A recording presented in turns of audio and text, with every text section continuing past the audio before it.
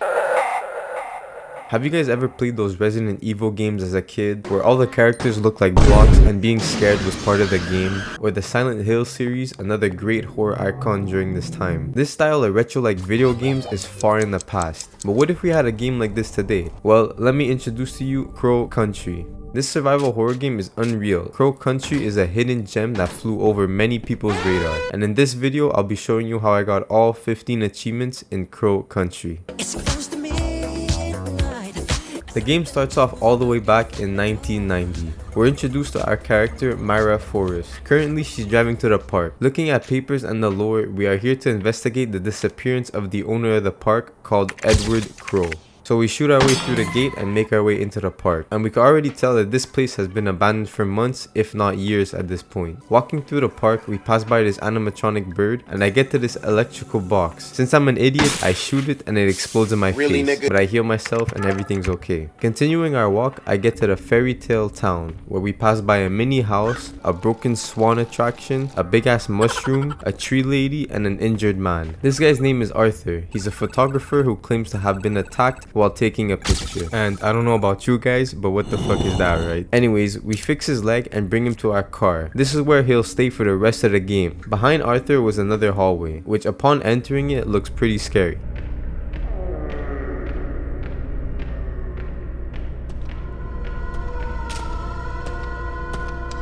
So yeah, these guys are the things that attacked Arthur, and without any reason I start shooting them. And the scary thing about these monsters is that they look very human-like. Like we don't know if they're zombies or humans, because sometimes you'll hear them cry in pain, which is pretty disturbing when you're killing them. After that, we reach this room with a fireplace. These rooms basically serve as like a save room, and this is the only time when you get a little break from all the monsters, and it's also where you could save your game. Also, we go back to check up on Arthur, and this is where we get our first achievement of the game, the first of 15.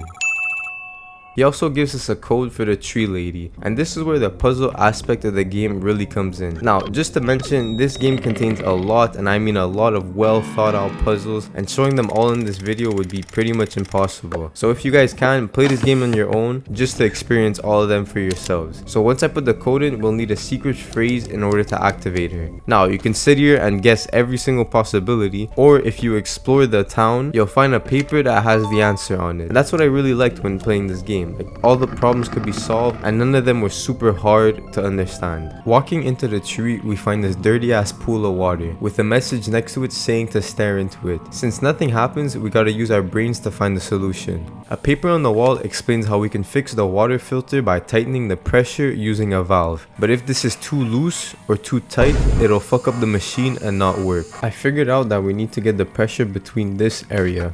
And after I do that, the problem is solved. But we aren't done yet. Since the pool is clear, we can see a target in the water. And if we shoot it, this fairy will come up and give us a bronze key. Now with this key, we could explore multiple areas that we couldn't before, like the mini house, which leads to a bizarre mining area. And on my way there, we pass by this thing.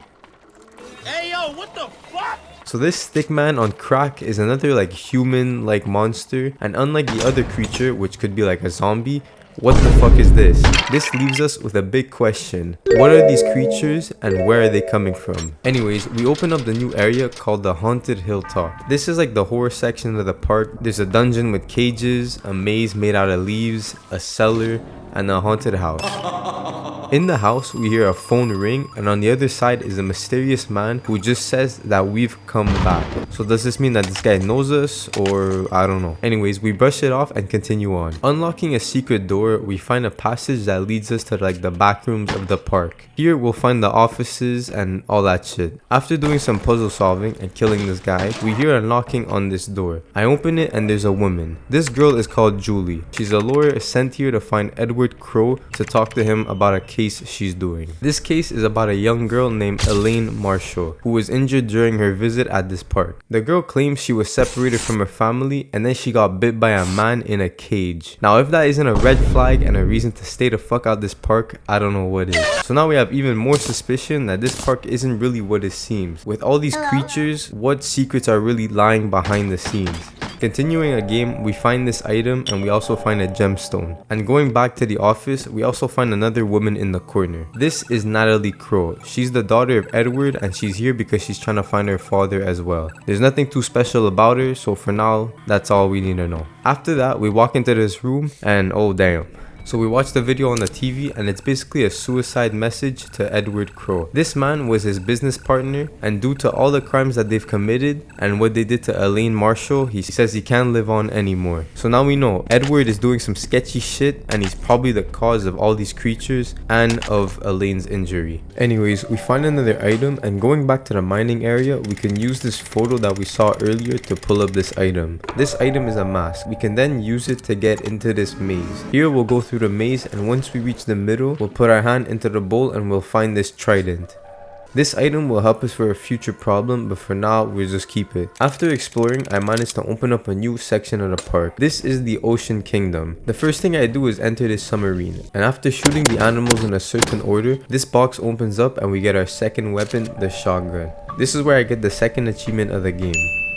I continue walking until I find this arcade section. I also find this guy. Off the rip, this guy is low-key weird as fuck, and it doesn't help that he asks how old we are. So yeah, this guy is Marvin, he works with Edward, and that's really it. He's just a creepy old man. Progressing with the story, the arcade leads to this open area, and this is also where we get another call from the phone. This time the man confirms himself to be Edward Crow. He calls us and explains that he's worried about his daughter, and he tells us to get her out of here. So obviously I don't listen to him. I use the trident that we found earlier to open this chest and we get a silver key. I use this key to unlock this door, and here we find another character. This is Tolman. He's basically a construction worker who stayed overnight. Tolman claims to be a root excavator. Right now we don't know what that means, but we just move on. He helps us turn on the power for the arcades and for the elevators. Now we fool around a bit in the arcade, play all the machines, and we get this item by following a diagram I found before. Also, I get the third achievement for finding the secret map in one of the save rooms. Leaving this area, we see the number 2106 written on the wall. It seems to be written in blood, and we also saw this on the floor at the start of the game. But this number isn't a code for anything, so we're left with another mystery. What does this number mean? We brush it to the side for now and continue moving forward. We end up at this gift store section where we do a couple of puzzles, and I unlock the cash register and find this magnum, getting the fourth achievement of the game. Going back to check up on Arthur, I open this previously locked car, and we get the fifth achievement for finding the running shoes inside of the trunk. After that, I go back to the Ocean Kingdom where I find this crate. It sounds like something's inside of it, so we slowly open it up.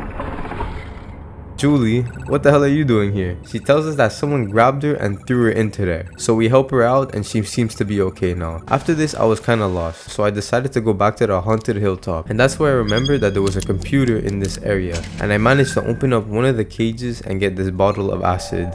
The next thing I do is go underground using the elevators. There's a whole new area here and we enter this break room. We turn on the power and fight this other mini boss. Here we find a lot of weird shit. We find a rotting body drowning in acid. We find some sort of like saw mechanism, a battery charger, and a bunch of other stuff. In the last room, to our surprise, we find Tolman and Marvin just chilling together. We have a small talk with them, and this is the biggest lore drop of the whole game, so bear with me. Before the park was created, Edward Crow found these small roots which were filled with gold. This is what is being mined with the saw. The roots contain 24-karat gold, and mining them would make him rich. So Edward started a bit by himself, but people got suspicious about how he got all this gold seemingly out of nowhere. It got so bad that the US government would question him at one point. So that's when he started to think. He decided he would build a park as a cover-up. It would cover all of his tracks and no one would suspect a thing. Edward would then hire Douglas Pike to help build the park, Tolman to help mine the roots, and Marvin to sell the gold. This plan would work for years.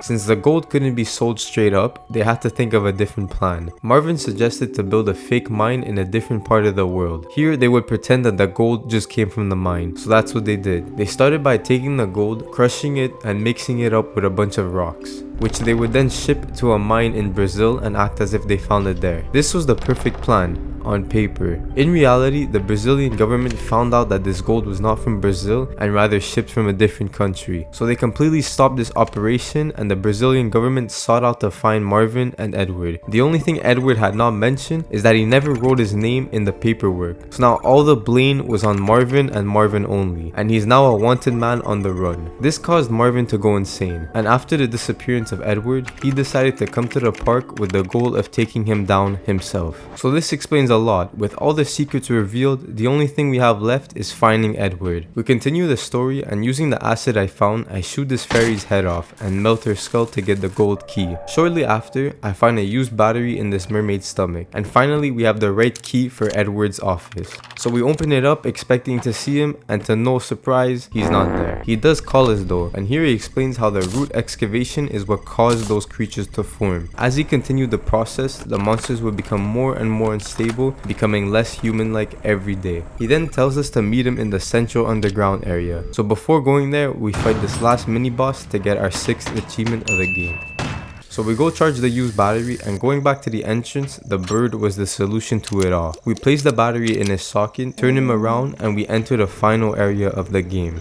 Walking in this area feels like you're traveling in hell. There's an endless drop if you fall on the sides, and here we see Tolman again. This time he's blocking the entrance, and oh shit, Marvin's got a gun. He's threatening to kill us because we know too much about him and the park. So we're in a pretty bad situation here. But then we hear the vent make a noise.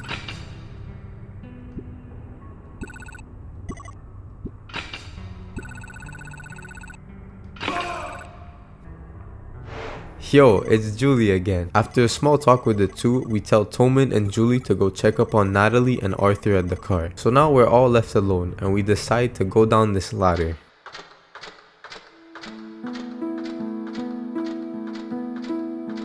The combination of this amazing song playing and this lengthy ladder gives us a good chance to soak in the whole story and everything we've been through. It's a good moment in this game, and I'm really glad the developers added this little section. Once we reach the bottom, we find the phone that Edward was using. I see an intercom on the wall and I speak to him, and the first thing he says is "Hello Elaine." This is a crazy plot twist. So it turns out this whole time we were actually Elaine Marshall. It's even confirmed after she cleans herself, her hair was dyed and it matches the photo of the girl. So Edward tells us to take the glass vials with us, and then he opens the door. And after hours of trying to get him, we finally meet him in the flesh. And holy shit, he does not look good. We get into another long talk with him, and he explains that those vials contain the cure to the infection from the monsters. He also says that behind him is a pool, or rather a gateway to the future. The monsters that we've been killing are actually humans who have attempted to travel and have come here instead. The reason why they're all fucked up is because of the intense damage to the roots from mining them. The roots act as a sort of antenna, and cutting them caused the humans to come out all kinds of fucked up.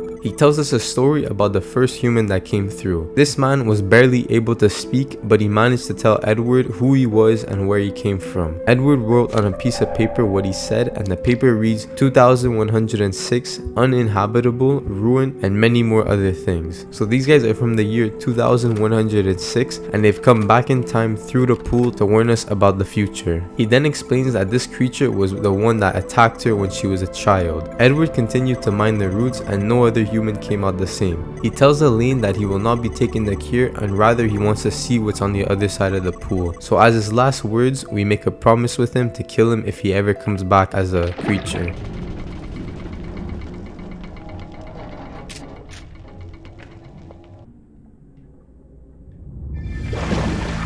And as expected, he comes back looking like this. We have a final showdown with him, and he begs for us to end his mercy, and we kill him once and for all.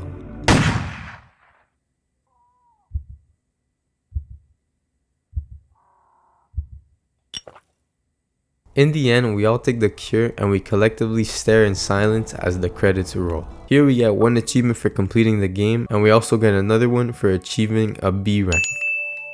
At this point, we're only missing a couple achievements. Most of them are related to finding secrets hidden within the game, but 2 of them are to achieve an A rank and an S rank. So in order to do that, you have to try to be careful and use the least amount of heals as you can. Now, to start with the secrets, there's 15 in total, and a lot of them were pretty easy to find.